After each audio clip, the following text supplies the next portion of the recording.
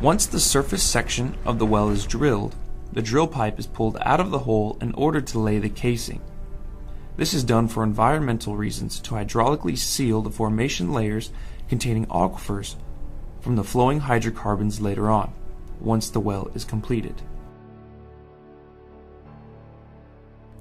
The casing string is made of numerous joints the same size screwed together at the collar.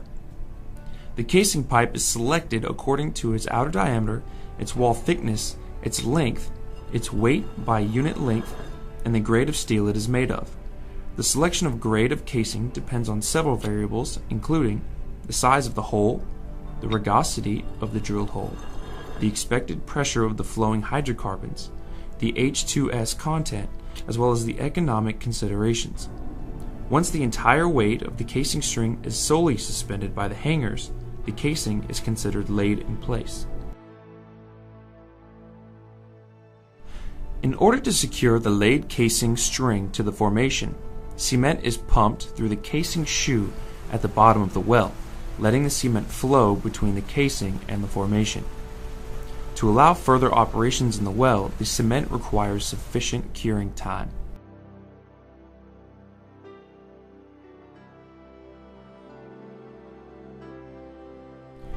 Once the cement has dried, the seal of the aquifers would be established. The drilling then continues through the wiper plug, the casing shoe, and the cement at the bottom of the hole until the desired depth is reached. This is called total depth, or TD, and is where the pay zone is anticipated. To evaluate the presence and economic feasibility of this pay zone, the drill pipe could be equipped with logging while drilling tools to evaluate the formation while drilling.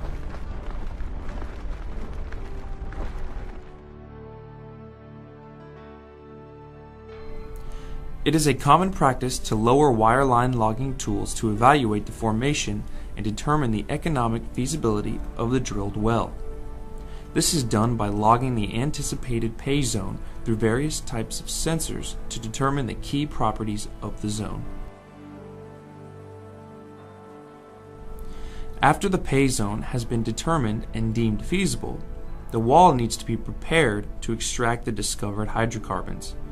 This process is known as the completion of a well. A common completion method requires inserting a casing string into the newly drilled open hole to prevent the borehole wall from caving prematurely during the various steps of completion.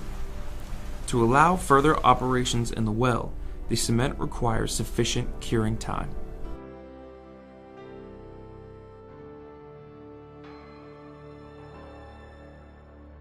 The cementing process is not always a flawless operation, and the resulting cementing job might contain some bonding issues that would undermine the strength and integrity of the casing, especially during perforation. The bond of this cement with the formation and with the casing is evaluated using a cement evaluation wireline tool. This tool determines whether the cement job is optimal. If not, further remedial operations are required. To establish a path with the hydrocarbons stored in the pay zone, a perforating gun is now lowered to the target depth. Wireline is the preferred conveyance method for short and light gun strings. To deploy long and heavy gun strings, a technique referred to as tubing conveyed perforating, or TCP, is required. Using sensors part of the gun string, the guns can be accurately positioned in front of the targeted reservoir.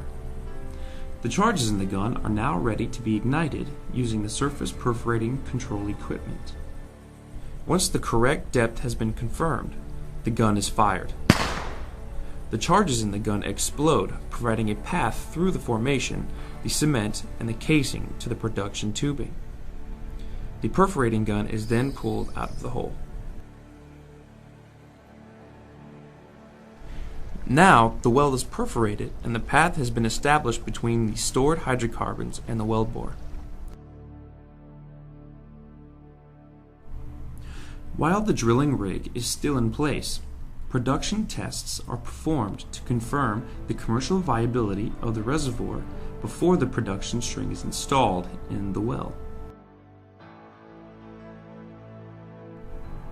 A typical production string is made of a tubing string that includes a packer near the bottom end. The production packer is installed above the top of the perforations to ensure that the flowing hydrocarbons reach the surface only through the production tubing. Before the drilling rig is dismantled and moved away to its next location, the wellhead equipment, commonly referred to as the Christmas tree, is installed on top of the well. With the well completed, the production of hydrocarbons can begin. These hydrocarbons will fill storage tanks or feed pipelines until the day when the production rate has diminished and the well is plugged and finally abandoned.